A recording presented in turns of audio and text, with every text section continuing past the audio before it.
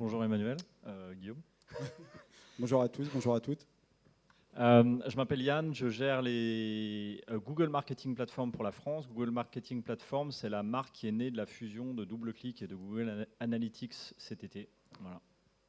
Et donc, je m'appelle Guillaume Guyard, je suis sur le marché grand public chez Orange et je gère toute la stratégie data et plus particulièrement ce qu'on fait en termes de data marketing aussi.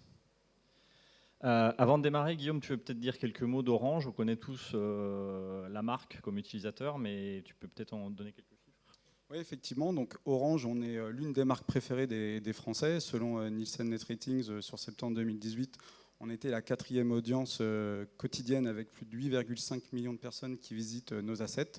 Donc loin derrière Google avec 36 millions, Facebook 28 millions ou Microsoft 11 millions, mais quand même la première marque française consommée par les Français. Pourquoi ? Parce qu'on a beaucoup de clients, on a plus de 22 millions de personnes qui nous font confiance pour leur forfait mobile, on a 11 millions de personnes qui sont équipées de notre box Internet et on a parmi ces foyers 7 millions de personnes qui consomment la TV d'Orange sur l'interface TV ou alors sur les applications et sur les tablettes. Et tout ça, ça donne des chiffres plutôt vertigineux puisque quand on met tout ensemble sur l'ensemble des assets digitaux qu'on a, donc sur nos sites e-commerce, sur nos sites de gestion, d'assistance ou sur nos sites portail, on a environ plus de 3 milliards de pages vues par mois, 600 millions de sessions et 70 millions de visiteurs uniques. Tu as pris tes fonctions il y a 3 ans à peu près ? C'est ça, octobre 2015. Tu peux revenir un peu sur tes constats et ce que tu as voulu mettre en place ? Exactement. Donc, quand je suis arrivé en octobre 2015, avec mon équipe, on s'amusait à faire un petit audit de tout ce qui était mis en place sur les assets digitaux. À l'époque, je précise qu'il y avait plusieurs assets digitaux qui étaient gérés de manière un peu parcellaire, ce n'est plus le cas maintenant, un peu dans la direction de la relation client, un peu au niveau de la direction marketing, un peu au niveau de la direction commerciale. Et ce que vous voyez, c'est une slide assez simple qui montre l'ensemble des canaux. Assez simple, vous allez voir, je vais vous l'expliquer, elle est très très simple. Après, ce qu'il y a à l'intérieur est plutôt horrible. Assez simple, donc les canaux au-dessus, les outils qui étaient utilisés plutôt sur les suites technologiques AdTech, donc les technologies de la publicité, et puis ce qu'on appelle les MarTech, donc les technologies utilisées plutôt dans le marketing, et en dessous c'était les couches profondes, le legacy, donc je ne vais pas vous montrer ça, c'est l'IT d'Orange. Le constat en tout cas, c'était qu'on ne pouvait pas avoir une vision unifiée de nos clients sur l'ensemble de nos assets digitaux, que la finalité soit de faire des actes marchands sur un site e-commerce ou de proposer des actes de gestion ou d'assistance, notamment sur nos forfaits mobiles ou sur nos lignes broadband. Donc tu as choisi de t'approprier cette technologie et de la simplifier. Est-ce que tu peux revenir un peu sur ce parcours où je pense que vous avez été à la fois réfléchi, pragmatique, pour arriver à quelque chose qui marche, quoi. Exactement, donc cette slide-là, elle est un peu plus simple et moins horrible que la première slide. Juste pour la petite histoire, on avait référencé plus de 80 outils qui traitaient de près ou de lien à la gestion de la relation client en tant que telle. Et nous, on s'est dit, un peu comme ce qui a été dit tout à l'heure, qu'on ne pouvait manager que ce qu'on savait compter. Donc de manière très pragmatique, on a commencé par la gauche. Et la gauche, c'est quoi ? C'est analyser l'ensemble de nos navigations sur nos assets web, web app et applications. Et donc, on a eu un gros travail avec l'ensemble des équipes métiers, qu'elles soient à la relation client, au marketing ou au commerce, pour mettre en place un outil commun qu'on a déployé. Pour vous donner une ordre d'idée, chez Orange, on avait 5 ou 6 outils d'analytics digitaux pour nos différents assets. Aujourd'hui, on a un seul outil d'analytics qui s'appelle Google Analytics 360 et qui fait partie effectivement de la suite Google Marketing Platform. Suite à ça, on s'est dit, OK, comment on peut optimiser le média, et notamment ce qu'on fait en termes de performance et en termes de branding, et en essayant aussi d'enlever de plus en plus, de gommer de plus en plus cette dichotomie entre les campagnes de branding et les campagnes de performance.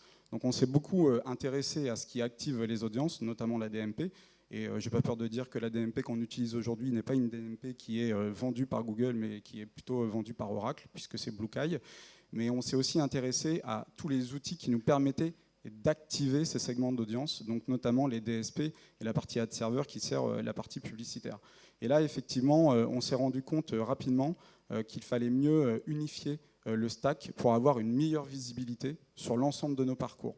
Donc c'est pour ça, effectivement, qu'on a choisi de migrer de manière intelligente notre DSP. Avant, on avait plusieurs DSP sur le stack Google, et notre ad server qui était un ad server qui n'était plus, on va dire, mis à jour sur l'ad server Google, qui est très bien en termes de fonctionnalité.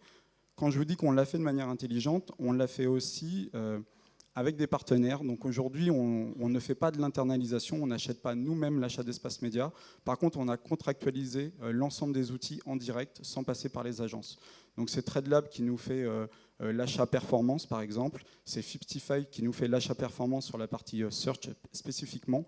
Mais mes équipes, on l'a vu sur l'ensemble des logs de ces différents outils, ce qui nous permet en interne de monitorer et d'avoir une vision sur l'ensemble des analyses et des performances de nos campagnes branding et de nos campagnes performance. Le dernier sujet que je voulais dire, mais ça c'est plutôt en perspective, l'idée derrière c'est d'aller voir ce qu'on peut faire en termes de personnalisation sur l'ensemble de nos assets digitaux, donc ça on commence à le faire, mais derrière sur l'ensemble de nos autres canaux, donc une personnalisation 360 sur les assets digitaux, sur le retail et sur la partie service client. Et du coup, en pratique, sur un parcours client, ça donne quoi ?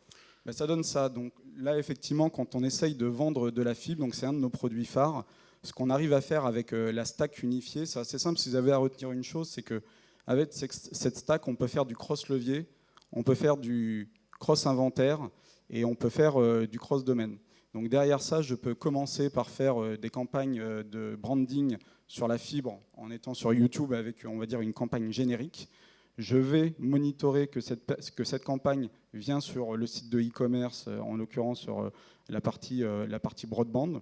Je vais savoir qualifier que cette personne est plus un homme 25-49 ans et je vais pouvoir le retargeter en programmatique sur le site du Monde, par exemple, avec une autre vidéo, donc un contenu enrichi, donc plutôt AST effectivement sur la partie display 360, qui va être une pub, mais qui va être personnalisée. Avant, c'était une pub générique, et là, on crée des pubs personnalisées avec les équipes de la communication, qui a pour vocation de toucher spécifiquement, avec des insights aussi adaptés, le père de famille. On a fait des créations aussi pour la mère des familles, et on a aussi des créations pour les enfants qui sont plutôt prescripteurs de la fille, mais qui ont des gros usages de consommation, notamment sur les jeux vidéo. Du coup, qu'est-ce que ça fait sur le business ?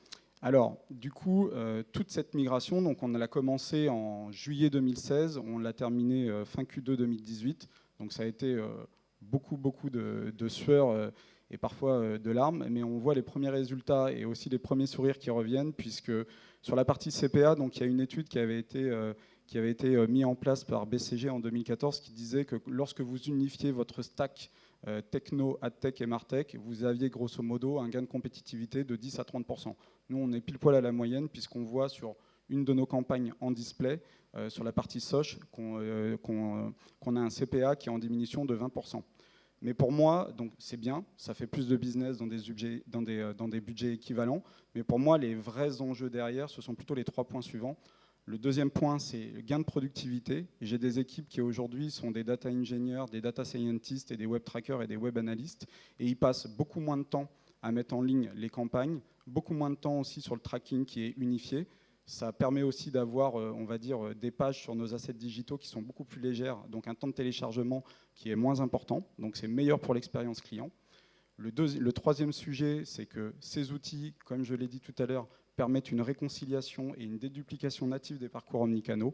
Donc, on passe beaucoup moins de temps à processer la data et on passe plus de temps à l'analyser. Et enfin, le dernier sujet, et je l'ai mis en transverse parce que c'était aussi un des choix, lorsqu'on a commencé par l'outil d'analytics, le sujet qu'on avait vu avec les métiers, et que eux souhaitaient, c'était de s'approprier vraiment cet outil d'analytics pour l'utiliser au quotidien, soit pour, on va dire, améliorer continuellement les parcours, que ce soit marchand ou non marchand, soit pour améliorer les campagnes.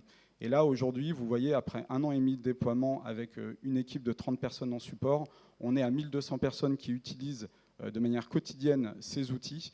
Et si on prend la partie B2B en plus de la partie B2C, on est à plus de 1600 personnes qui ont adopté les outils qu'on a mis en place il y a 2 ans et demi maintenant. De notre point de vue, vous êtes évidemment très avancé sur le marché en termes de compréhension de ces enjeux et de simplification. Du coup, comment tu vois l'avenir ? Donc l'avenir, on parle beaucoup de personnalisation et de recommandation. Donc nous, en termes d'interface, on a bien évidemment les interfaces dites nativement digitales.